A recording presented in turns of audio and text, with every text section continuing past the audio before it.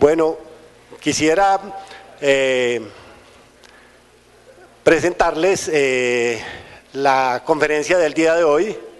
El profesor Amit Ray, él es decano de la UG, que es la Academy Affairs. El profesor enseña en la Escuela de Humanidades y Ciencias Sociales, tiene una maestría y de la Universidad en Chicago y el PhD de la Universidad de Georgia. Su tema, pues como ustedes verán en el resumen que está escrito, es un tema muy interesante. Espero que pues sea muy atractivo para ustedes. Una vez termine el profesor, vamos a contar con la presencia del profesor Pedro Uriel de la Escuela de Diseño, que también nos trae un tema muy interesante para trabajar. Entonces, por favor, estén en contacto permanente con la página y allí les estaremos informando alrededor del tema. Entonces, les pido un aplauso para el profesor Rey.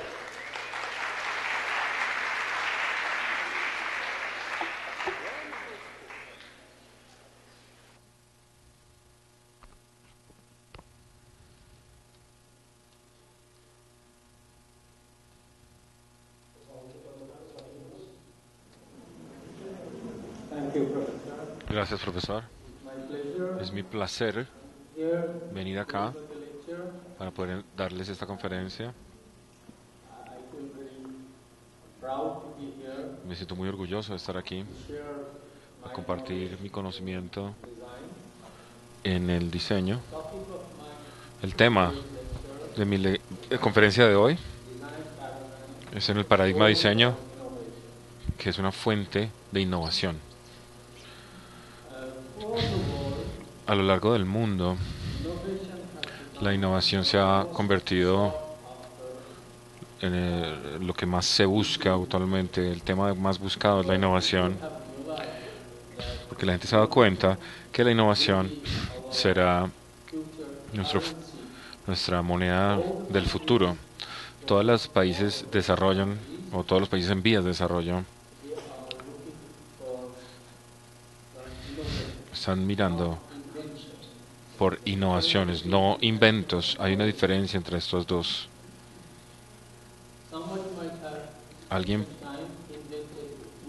Tal vez alguien se inventó la rueda en antiguos tiempos, pero las innovaciones están basadas en las ruedas, en el número de dispositivos que se inventan después, pero ya son parte de innovación.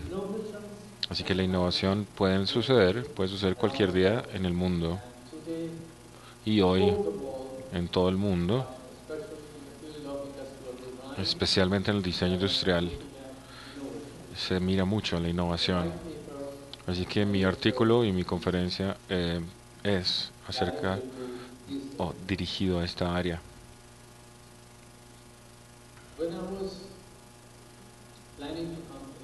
Cuando yo planeé venir acá, no sabía antes, no me di cuenta que Colombia es tan rica en la parte biológica y con la naturaleza. 10% de las especies en el mundo están aquí en Colombia. Y en el diseño, cuando hablamos de esta cosecha tan rica de naturaleza, se vuelve uno de las más grandes riquezas que se nos pueden dar. Todos ustedes son jóvenes y si ustedes no miren su propio mundo, que es la naturaleza, tal vez ustedes están perdiéndose de muchas cosas. El recurso de la naturaleza los puede llevar muchísimo más adelante que muchos otros países. Por eso yo necesito hacer énfasis acá, que hoy los países que tienen esta herencia tan rica de diversidad y especies, ellos pueden ser muchos más innovadores que otros países. Desafortunadamente, los países que no tienen esta riqueza de la naturaleza, ellos han sido mucho más prominentes en el mundo del diseño industrial, así no tengan esta riqueza de la naturaleza. Y países como Colombia y también mi país, la India, tienen eso. Pero desafortunadamente no hemos podido usar esta herencia de riqueza, de diversidad en especies.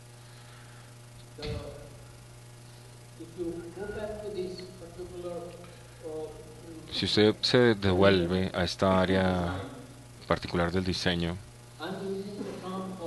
yo uso, yo uso lo que se llama un paradigma de diseño, que es algo similar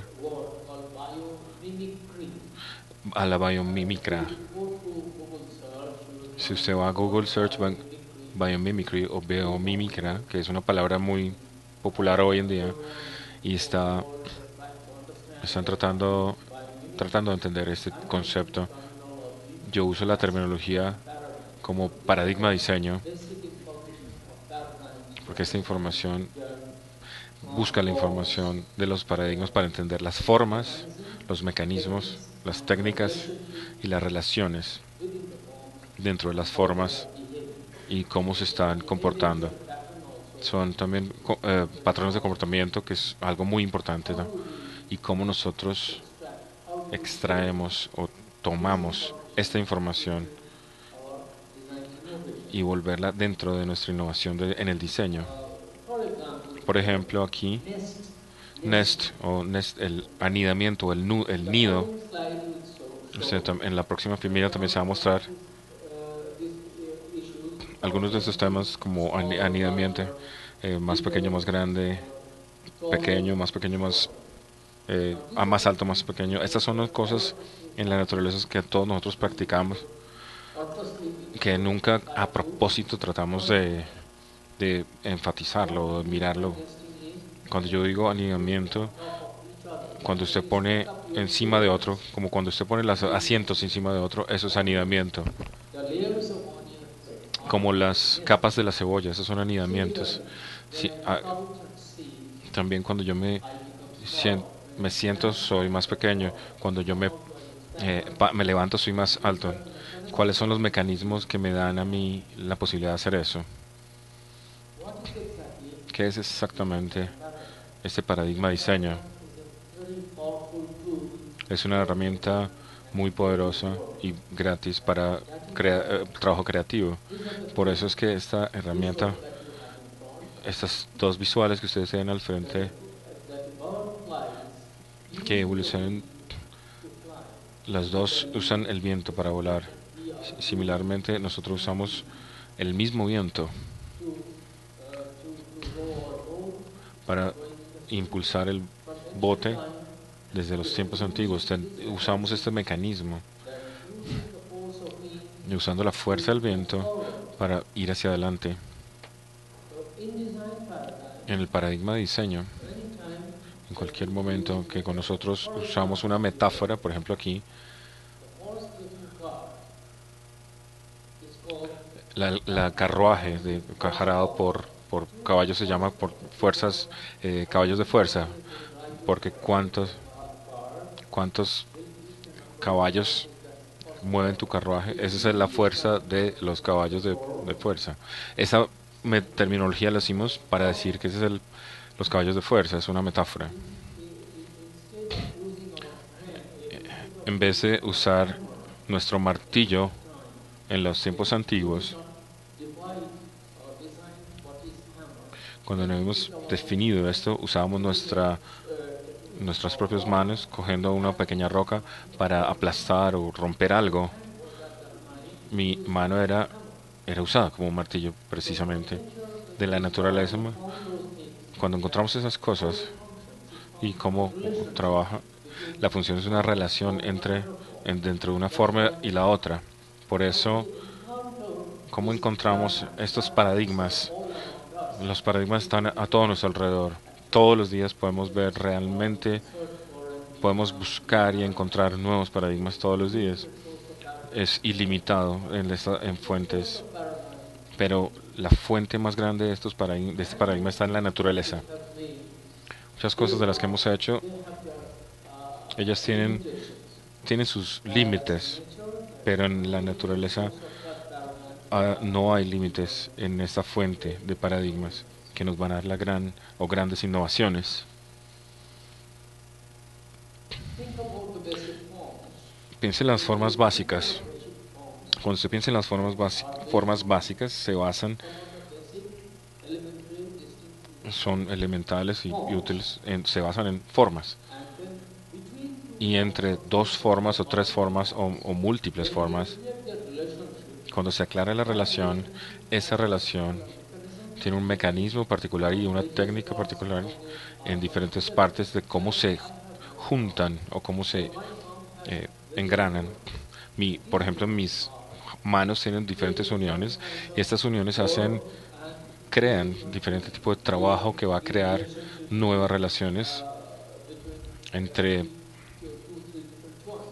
dos o tres junturas o puntos de articulación. Por ejemplo, desde del hombro al codo, pero cuando yo uso mis dedos, estas son habilidades de motor pequeñas, igual que en la naturaleza. En mi cuerpo humano tenemos muchos paradigmas que están escondidos adentro. ¿Cuáles son las relaciones entre las formas cambiantes? Cuando yo me siento, todos ustedes están sentados aquí, pero cuando ustedes se levanten, su forma cambia. En un momento usted es más pequeño y en otro momento usted es más grande. Un niño pequeño quiere alcanzar una altura más alta, ella o él puede pararse en sus puntas de los pies y tratar de alcanzar algo y se vuelve más alto que la altura que necesita. Nosotros podemos hacer esto. En diseño podemos usar ese tipo de mecanismos porque son formas naturales en las que lo hacemos. Yo estaba hablando de anidamiento. Aquí hay algunos ejemplos de la cebolla, las tajadas de pan que se guardan de una manera, o una montaña, digámoslo así, de asientos, eso es anidamiento también. ¿Cómo pensamos que este anidamiento va a influenciar en nuestro diseño? Porque cuando se vuelve a empacar, por ejemplo, transportar de un lugar a otro, si usted diseña de cierta manera, pues va a ocupar menos espacio. Menos espacio económicamente lo va a ayudar cuando hay menos espacio. Así que poniendo un contenedor adentro de todo el contenedor, o unas cucharas encima de otra cuchara, este es el principio de anidamiento. La naturaleza tenemos varios ejemplos de tal anidamiento. Los diseñadores han encontrado que es una manera muy interesante que podemos copiar algunos de estos mecanismos o de estas ideas hacia el diseño. Algo que debo mencionar en este momento, que yo estoy hablando de la naturaleza de muchas maneras, pero sí tenemos que recordar que la naturaleza tiene también sus propios límites. Primero, la naturaleza no puede hacer como un backup. Si destruimos algo, en la India, por ejemplo, tenemos esa experiencia, y aquí en Colombia también, ustedes pueden usar lo mismo. La naturaleza se abusa y se destruye. Es muy difícil volver o crear el backup, el seguimiento, la misma naturaleza. Inclusive si vuelve, no va a ser lo mismo. Este paradigma constituye la forma básica, las técnicas y dispositivos de este tipo de diseño. En la naturaleza, en la evolución, no se puede crear tan fácilmente. Por eso es que nosotros como humanos tenemos una gran ventaja, que si nosotros hacemos algo incorrecto, siempre podemos comenzar de nuevo y crear otra parte para resolver el problema. Pero en la naturaleza, si algo pasa, si hay un fuego en el bosque, por ejemplo, luego de este fuego pasa esta destrucción realmente se toman años para volver a estar este bosque de nuevo. Así que no es fácil para la naturaleza para crearla otra vez. La naturaleza se puede ajustar en nuevas situaciones, pueden ser en procesos lentos y puede requerir muchísimo tiempo. La naturaleza sí se puede reparar, pero no puede reparar la forma como nosotros lo hacemos como seres humanos, como podemos corregir rápidamente y encontrar una solución. La naturaleza no hace eso. La naturaleza, los cambios de evolución no se reproducen de la misma manera, esos cambios. Una vez que la naturaleza se ha destruido, la próxima vez la naturaleza cuando vuelve no vuelve con el mismo sabor, con las mismas especies que tenía. Esta naturaleza cambia después de la... Es la mejor material disponible porque la naturaleza va en esta área por el suelo, el agua, el viento y todo lo que está alrededor de ella crece. Una vez que se destruye, la naturaleza tiene que volver al mismo lugar.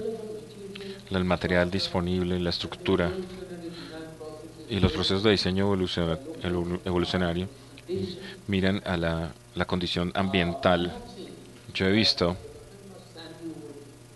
el famoso Saint-Lô, que da algunos, si da estos fragmentos de arena, creo que está hablando, si le da una distancia, ya no crea, ya no da los mismos fragmentos la arena, porque basado en el suelo y de la humedad y todos estos factores que producen estos fragmentos, no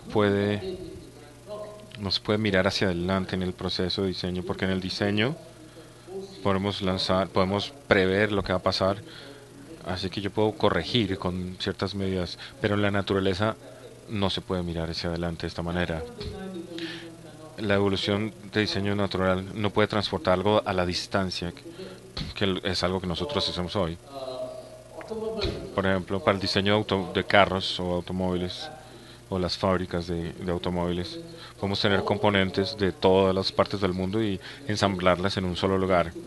No necesitamos ir a esos lugares, pero en la naturaleza esto no es posible. En la naturaleza tiene que crecer localmente con las condiciones locales. La predictibilidad de este proceso de diseño es una cualidad esencial que la naturaleza no puede proveer. ¿Usted cómo puede predecir? Es lo más importante, que en el diseño tenemos que tener la visión del futuro, de qué es lo que queremos o qué estamos viendo. De manera que estas son algunas de digamos, de los límites de la naturaleza. Si tenemos que tomar algo en la naturaleza, tenemos que entender que estos son los límites. Y tiene que ver con los procesos humanos, de cómo vamos en el diseño por estos procesos. Piense usted en el coco.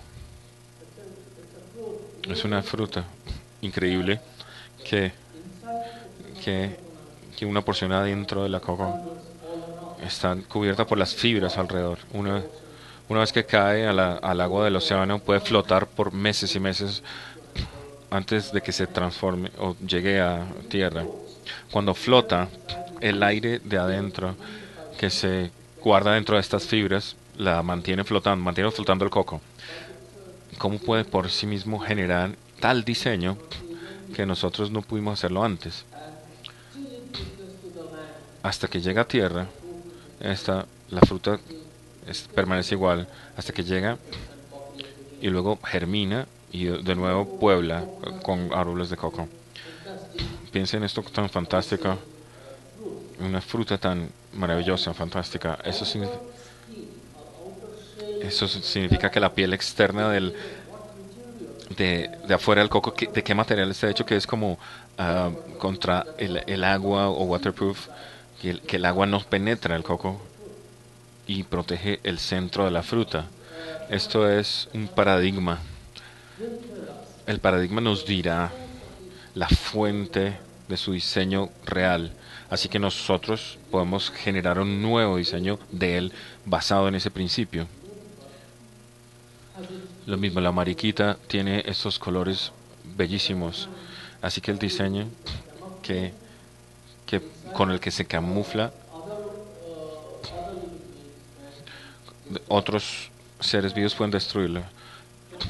Lo mismo, este gusano también tiene la forma de caminar. Cuando usted conoce este mecanismo, especialmente en la robótica, ellos han usado estos principios para realmente caminar en las superficies, porque hay superficies que usted no puede tocar, usted tiene que ir encima de la superficie.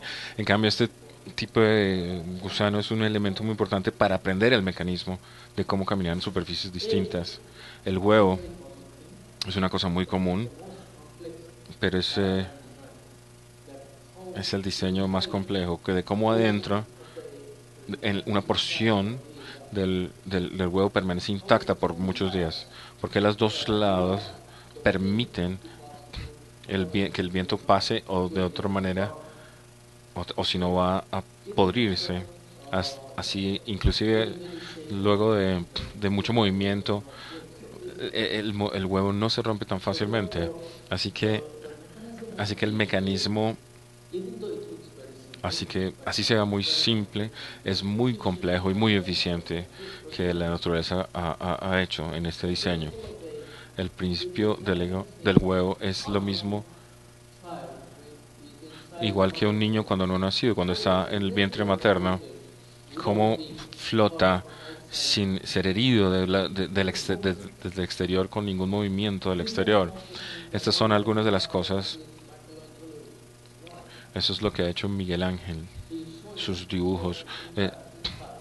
Muestra como un infante adentro está adentro del vientre materno. El lado derecho es el lado, es muy, es una imagen muy importante y de una estructura como de colmena. Todos lo hemos visto, este diseño de colmena. Pero este diseño se inspira. El Buckminster Fuller creó un Geodesic Dome, un templo, está basado en el principio de la colmena. Si vemos esta estructura, tiene pentágonos o lados hexagonales. Pareciera realmente cada lado está unido con otra estructura. Lo que está pasando es con esta estructura, que la fuerza no solamente viene a un punto, sino se divide en 5 diferentes puntos la fuerza, de manera que la estructura se puede construir no de manera enfocada en el centro o forzada en solamente un pilar, pero si usted tiene un número de lados en el que cada uno está apuntando hacia otra fuerza, así que usted puede construir un gran templo, un dome, basado en este principio, con un material mucho más liviano, pero al mismo tiempo creando una nueva forma. Por ejemplo, Buckminster Fuller's, su sueño era que para nosotros era posible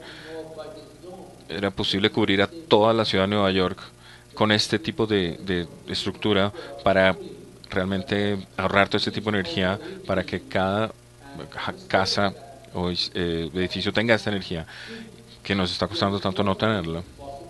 Es prácticamente imposible.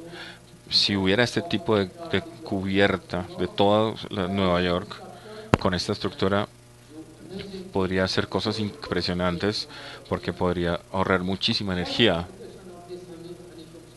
Esa es una aplicación más rápida, el almacenamiento del petróleo, en las reservas del petróleo. Pueden crear este tipo de templo, de cubierta, y allí puede guardarse el petróleo. Es una aplicación más rápida. La primera persona que entendió esto fue Platón, que él creó los sólidos platónicos. Estos son los sólidos platónicos básicos. Ellos los creó él sin tener ninguna fuente de afuera. Él creó estos sólidos platónicos basado en su observación de la naturaleza. Desde las formas cónicas a otras formas, hasta los octaedros y todas estas variaciones que ustedes ven. Yo creo que aquí en Colombia el fútbol es muy, muy popular. La pelota simple de fútbol se crea en la pintura, en la imagen que ustedes tienen aquí, el dodecaedro. Eh, Simplemente un pedazo de cuero, el material que se use, pero usted puede cortarlo, toda esta lámina, y creará una sola pelota de fútbol. Hoy cada uno se cose a una forma se cose a la otra, pero este principio ha cambiado las formas y todo el mecanismo de la pelota de fútbol. De manera similar, estas son voy a tocar algunos paradigmas básicos. Hemos visto una pelota, no es algo no desconocido, pero alguna vez, ¿cuáles son cuál es la característica de estas pelotas? Nunca nos hemos preguntado cuál es la característica de la pelota. No tiene ningún límite, tiene una superficie suave y puede ir en cualquier dirección. De, si usted pone la pelota en un canal, pues usted dirige la pelota a una dirección. Eso es lo que nos da precisamente, de manera que usted pueda usarlo para diferentes propósitos. Diferentes innovaciones se dan aquí. O los ojos que rotan en diferentes direcciones, basados en los mismos principios de las bolas o de las pelotas. La naturaleza tiene esto. Los discos. Yo quisiera ir a estos primero. Esta es la extensión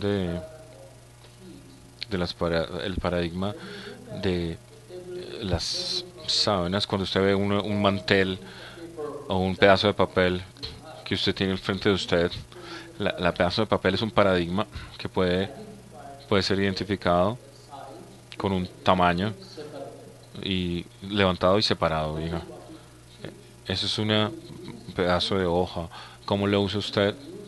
Lo puede usar, puede crearlo para una hoja muy delgada, que es el disco. Y este disco está en nuestra propia columna vertebral. La naturaleza, el disco está dado en la naturaleza, el propósito, que hay dos sustancias que no pueden frotarse una con la otra. Si siguen frotándose, van a romperse. Así que el movimiento suave de dos discos se está haciendo como una forma de sándwich. Digamos, lo que le llama washer, lavador. El término washer o lavador, que está entre los dos discos. El movimiento de nuestra rueda, de los carros, hasta diferentes dispositivos donde usamos este washer o lavador. Si nosotros entendemos las características de la sábana, hoja, usted puede diseñar un disco de allí. Así que el paradigma sigue mirando el tema central del sujeto para entender. La idea de esta hoja es reducir la fricción entre dos partes. En la naturaleza, en nuestro propio cuerpo, en nuestra columna vertebral, tenemos estos discos, así que no se frota con el otro. Muchas veces cuando la gente está más vieja, tienen problemas en la rodilla porque porque ya no es muy funcional los discos. Se gastan, por supuesto. Si eso pasa, ¿podemos cambiarlo? Sí. A través de la tecnología tenemos herramientas para poder cambiar esas cosas. El tubo es algo tan común para nosotros. Todos los que están sentados aquí, muchas partes pueden ser hechas de tubo. Algo maravilloso del tubo es que permite que al fluido y al gas viajar a través de él, pero al mismo tiempo el mismo tubo también puede parar el fluido o el flujo. Si usted diseña inteligentemente el tubo de una manera tal que baje la velocidad, usted puede hacer eso, pero usted, desafortunadamente, cuando se trata de doblar el tubo, en la doblada del tubo no puedes pasar uniformemente. Así que la superficie de afuera puede estirarse, pero la de adentro se encoge. Así que el doblar el tubo que está en este lado, lo que usted ve allí, el doblar el tubo puede diseñarse de tal manera de que usted puede reducir la velocidad de lo que va adentro fluyendo del tubo. La propiedad de la estructura de los tubos es la resistencia al doblaje eh, en cualquier dirección.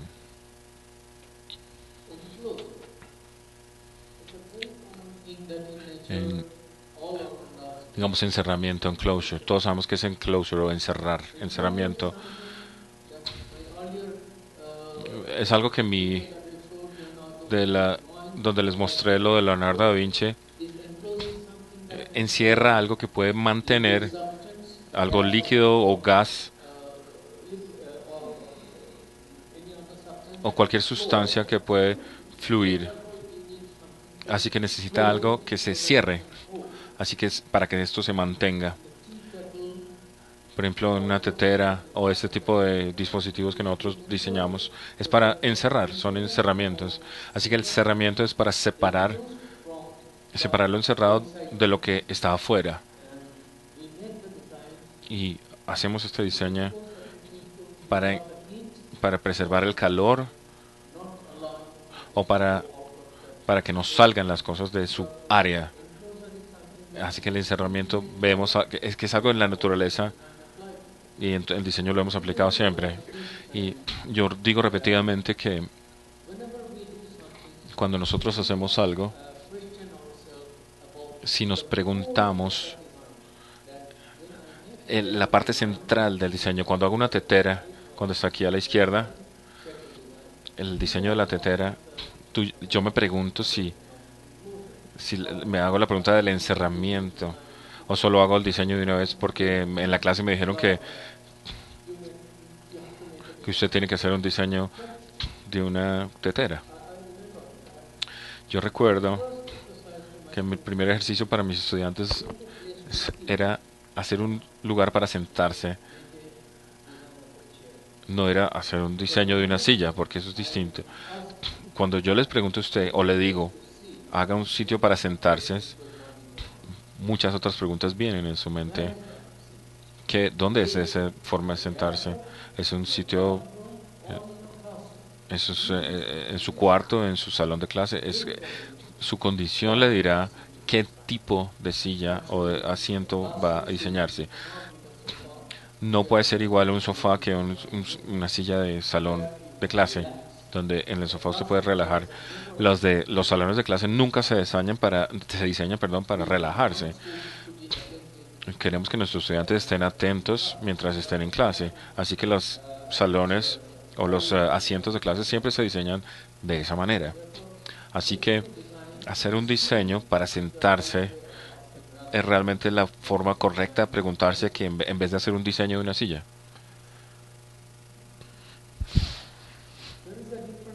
Hay una diferencia entre un jarro y botella.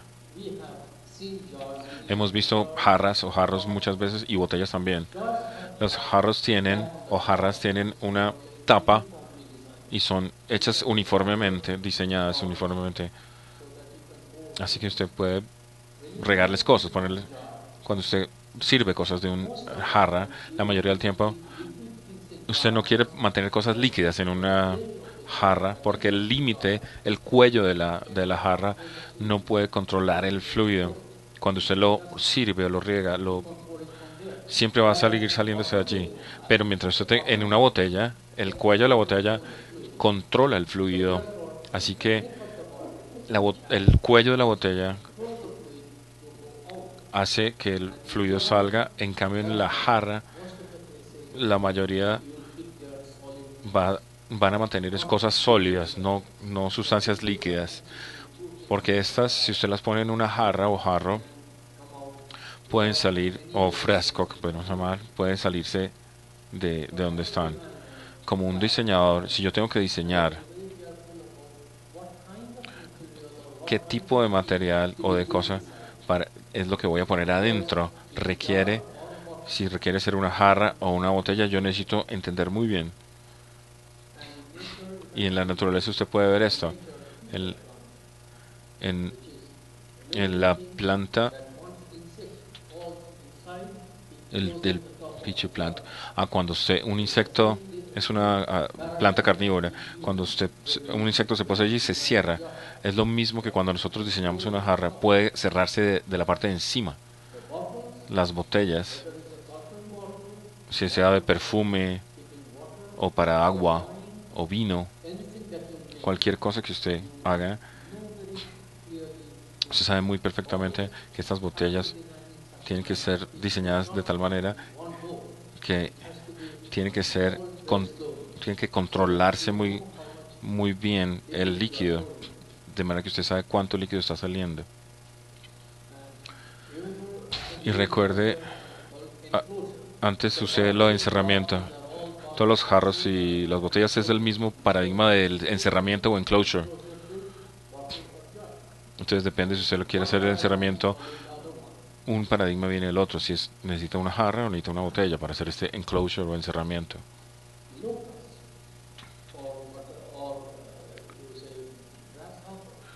Saltamontes u otros insectos como la mosca. Como mencioné aquí, en el esfuerzo reciente que se está haciendo, si podemos tener alas flexibles de un avión, eso será muchísimo más eficiente que las alas rígidas que tenemos ahora. Porque las alas rígidas no dan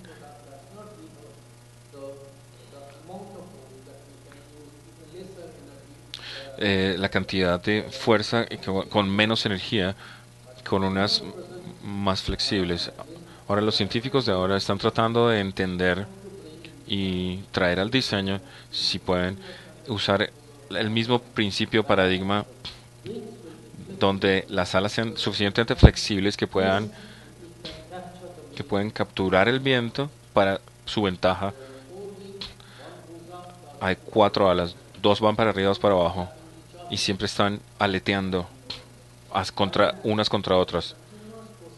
Hay un proceso continuo de movimiento de viento que fluye y que pueden ir por muchísimas más largas distancias con el mismo viento.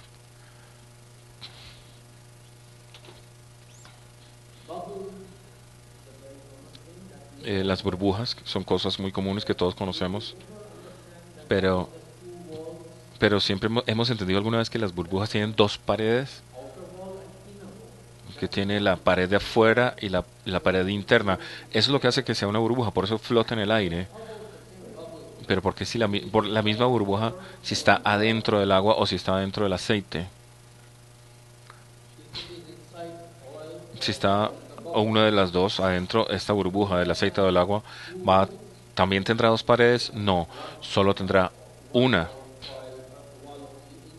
Solamente una burbuja, una pared interna, no tendrá la pared externa. Realmente atrapa el aire y por eso flota desde el agua y del aceite y por eso sale y va para arriba. Lo mismo sucede con las burbujas que los niños juegan y nosotros hemos jugado. Es increíble cuando flotan, pero nunca nos hemos preguntado cuál es el paradigma detrás de la burbuja. El doblaje y el flectar son las 2 paradigmas que todos lo hacemos. Hay una diferencia entre doblar o bending y flexar o flexing, podemos decirlo en inglés, porque por lo general confundimos las dos. ¿Cuál es bending o doblar y cuál es flexing o hacer un flectar? Las junturas entre mis 2 huesos rígidos tienen una juntura, una articulación. Yo hago este movimiento, es una cosa, y cuando me siento, cuando el gimnasta se mueve para atrás y vuelve hacia adelante a la misma posición, ese es otro movimiento. Así que bending o doblaje es doblar y flectar es otra. Y muchas veces confundimos uno por el otro. Si usted se da cuenta que la mayor parte del tiempo cometemos un error con esto. Tomamos el doblar por el flectar. Cuando hacemos el flectar, hacemos esto hacemos este movimiento que se cierra. Ese es el flectar o el flexing. Y el doblar cuando se regresa a la forma natural. Por ejemplo, este árbol. Esta cualidad de doblar hace que retorne a su posición y forma original. Mientras que el flectar solo cambia el ángulo. Así que flectar tiene que ser entre dos miembros rígidos que pueden hacer este flexing o flectar. En mi imagen previa o ejemplo aquí. Aquí tiene esta grúa, este movimiento flectar porque hay una juntura acá o una articulación acá. Desde acá puede mover este brazo e ir a su posición. Así que el ángulo cambia. Así que la mayoría del tiempo tendemos a hacer esta confusión entre estas dos. En la naturaleza hay cientos de ejemplos de esto. Inclusive nosotros mismos hacemos esto de doblar y flectar. Estos dos pueden también ir a otro paradigma que se llama más pequeño y más largo o más grande. Podemos crear ángulos más pequeños, así que yo me vuelvo más pequeño, como ustedes ahorita que se están sentados, pero al mismo tiempo, cuando usted se levanta, pues se vuelve más grande. Eso es parte del flectar o flexionar. Cuando tenemos la rodilla, por ejemplo, cuando yo me paro o me levanto, el ángulo se hace más amplio y por eso yo me hago más alto. Eso es lo que es el flexing o el flectar o flexionar. El resorte es otro paradigma en la naturaleza y hemos creado muchos mecanismos de resortes. Es algo que tiene elasticidad, que puede volverse más pequeño y más grande. Almacena energía mecánica dentro del resorte. Lo mismo pasa en la naturaleza. Almacena la energía mecánica adentro del resorte. El resorte tiene la cualidad de almacenarlo y lo que comúnmente se usa muchas veces como un absorbente de golpes. Cuando usamos para eso lo usamos los resortes, para golpes y absorber golpes. En la naturaleza sucede esto. Si queremos hablar de resortes, es mejor que entendamos el paradigma detrás del mecanismo del resorte. ¿Por qué hace esto? Y solamente así podemos diseñar un resorte dependiendo de dónde usted lo quiere aplicar. Muchos juguetes se diseñan con el mismo principio. Esto es algo maravilloso de hace mucho tiempo. Esto fue diseñado por Leonardo da Vinci. La catapulta para lanzar bolas de cañón. Él observó la mosca común o lo que usted puede ver aquí. El tamaño de la mosca es de un 16avo de pulgada. Es de 3.5 milímetros es el tamaño. Y esta misma mosca puede saltar horizontalmente 33 centímetros. Es 200 veces su propio tamaño. Así que el mecanismo de esto, que la pierna que se levanta y luego sale hacia adelante del lugar y va a otro lugar a una distancia, es algo maravilloso que antes Leonardo da Vinci encontró, y este es el diseño que él creó basado en este principio. Aquí está la bola de cañón y se lanza en esta dirección y va hacia esta dirección. El ángulo y el impulso que se le da. Y viene el mismo paradigma que se llama fleas o moscas. Hemos visto muchísimas cosas. Está hablando correcto, es la pulga, flea. Nuestras moscas es una pulga. En la naturaleza pasa lo mismo, está diciendo.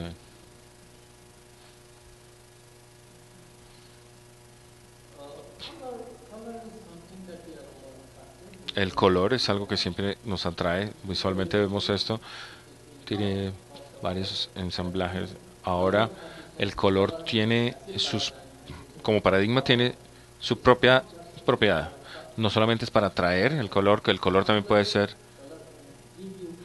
darle esa situación donde usted puede no reconocer algo, en la camuflaje. Usted no puede ver que ahí hay un búho sentado. Aquí también hay una lagartija. Aquí hay otra criatura. Y aquí también hay otra. Este parece como una hoja seca que está abajo. Así que el color tiene su propia funcionalidad o función. No solamente es lo atractivo que sea el color. Nosotros entendimos por muchos años que la forma sigue a la función, pero ahora no. La función también puede seguir a la forma. El color no solamente lo atractivo que es lo que siempre hemos entendido, pero el color tiene sus propias funciones también.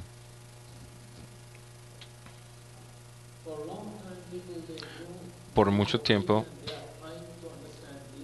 hemos tratado de entender esto, como las termitas crean su propio diseño en la naturaleza que puede mantener una temperatura constante adentro de su lugar de anidamiento, que siempre está con la misma temperatura, no importa qué tanto frío o calor hay afuera, pero pueden mantener la temperatura. Por la circulación del aire, ellos lo han hecho, de la naturaleza. Si nosotros entendemos el paradigma lentamente de la naturaleza, hay cientos de cosas que podemos aprender y crear nuestras nuevas formas de innovación. Los colores de la mariposa que nosotros vemos, que nos fascinan, pero los que ustedes ven aquí no son solo color, pero los pigmentos que se usan es la estructura física de la luz que se produce, la habilidad. Cada color es una habilidad concreta en un tamaño nano. Por ejemplo, aquí se usa también este diseño, el color de las mariposas. Usted puede hacer crear tela, un poquitico de algo de partículas nano. Usted puede ir allí y puede crear todos los fragmentos de las fábricas, de las telas.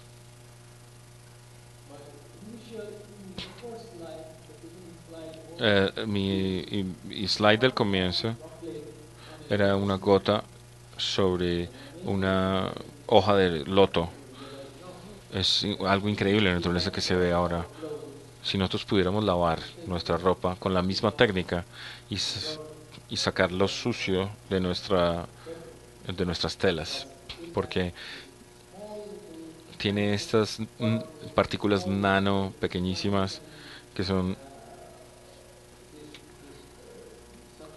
estas sustancias que están aquí que mantienen la burbuja o la gota encima y nos entra, y lo que procesa es cuando la burbuja se mueve en la superficie y si hay algo sucio pues coge la parte de la suciedad sin hacer que la hoja realmente no está húmeda, pero la burbuja se mueve en la hoja y limpia.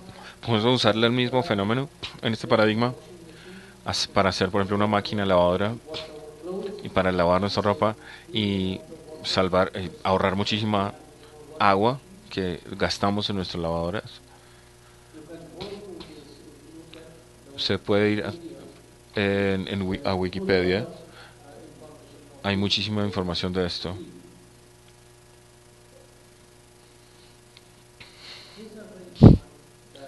Esto es muy común, la comunicación no verbal en el diseño, pero cuando nosotros miramos las diferentes expresiones de nuestras manos pueden ser mucho más fuertes de lo que decimos. Un pequeño gesto cuando se está despidiéndose o tocar la mano de otro o pedirle a todo el mundo que se calle. Cada vez, cada vez que usted, su mano y sus dedos, ellos dan una señal, un signo. Se llama una comunicación no verbal. Si usted está manejando muy rápido, nadie le puede hablar a usted, pero los símbolos y los signos no son verbales, así que a usted le dan lo que significan inmediatamente. Así que la imagen del centro que ustedes ven acá son las que se usan para comunicación no verbal. Usted no necesita hablar, pero usted se puede igual comunicar de una manera muy fuerte. Así que vengo ya a la conclusión que es un área fascinante del diseño que la gente está hablando ahora. Lo más importante pasó en el 2002. El presidente Obama en Egipto anunció que la próxima década será la década de la innovación. Y esto fue algo muy importante porque lo que él dijo fue que la innovación sería nuestra moneda.